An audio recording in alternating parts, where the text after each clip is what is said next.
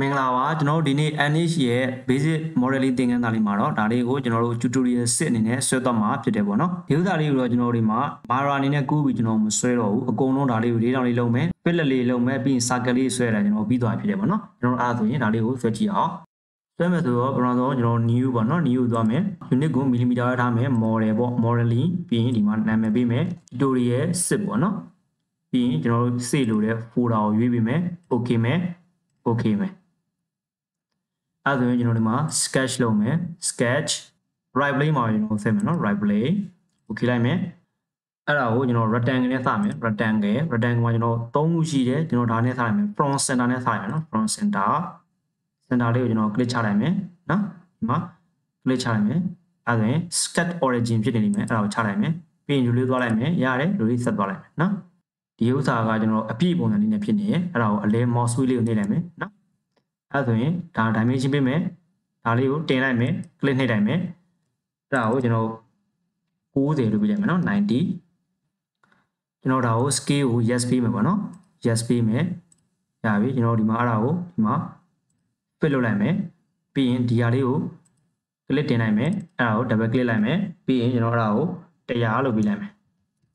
100လို့ပြလိုက်မယ် align mouse wheel လေးကိုနှိပ်လိုက်မယ်ရပါတယ်နော်ပြီးရကောင်ကျွန်တော်တို့ fillet လုပ်မယ် fillet ကိုတန်ဖိုးအရင်ထည့်မယ်ဒီမှာအပြာလေးက blank လေးနဲ့ဖြစ်နေတယ်အဲ fillet ကိုကျွန်တော်ဘယ်လောက်နဲ့ပြင်20ရယ်နော်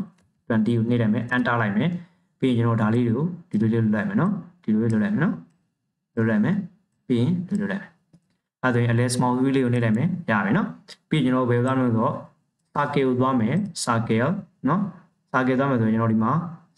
နော် circle ပိုင်း center and diameter ကိုယူမယ်နော်ပြီးရင်တော့ဒါလေးကိုတင်လိုက်မယ်အဲ့ဒါဒါလေးပေါ်လာပြီဒါလေးနေလိုက်မယ်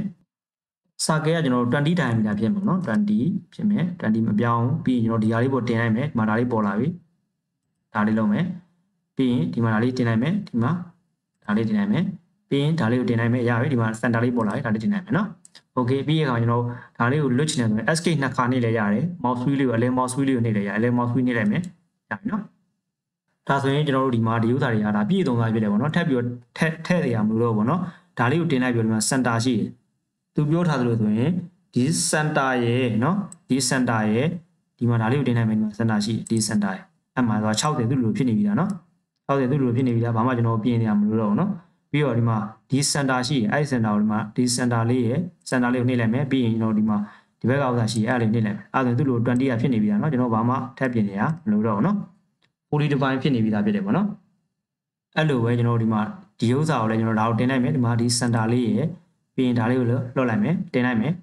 center လေးကိုနှိပ်လိုက်မယ်ပြီးရင်ဒီဥစ္စာလေးကလိုလေးဖြစ်နေမယ်နော်ဒီမှာ sketches fully define ဖြစ်နေပြီအဲ့တော့ကျွန်တော်ဒါလေးကို finish လိုက်မယ်ကျွန်တော်ဒါကို refit ပြန်လုပ်လိုက်မယ်နော်ပြီးတော့အဲ့ဒါကိုကျွန်တော် H2 လုပ်လိုက်မယ် H2 လုပ်လိုက်မယ်ကျွန်တော်ဒါလေးကိုရွေးလိုက်မယ်နော်အဲ့ဒါဆိုရင်သူ့လိုတော့ဖြစ်နေပြီသားအဲ့ဒါကိုကျွန်တော်30လောက်ထားကြည့်လိုက်မယ်30ပေါ့နော်ပြီးရင် okay ပေါ့နော်ပြီးရင်ပေါ့ဒီနောက်ကဒီ sketch ကြီးရလို့ဖြစ်နေတယ်အဲဒါ sketch ကိုရွေးလိုက်မယ်ပြီးရင်ဒါ hide လိုက်မယ်ပေါ့နော် hide လိုက်မယ်ရပြီကျွန်တော်ဒါကိုပြန်ပြီးတော့နော် home ပြန်သွားလိုက်မယ်ပြီးရင်ဒီဥစ္စာရှိအဲ့ဒါကိုကျွန်တော် hide လိုက်မယ်ပေါ့နော် hide လိုက်မယ်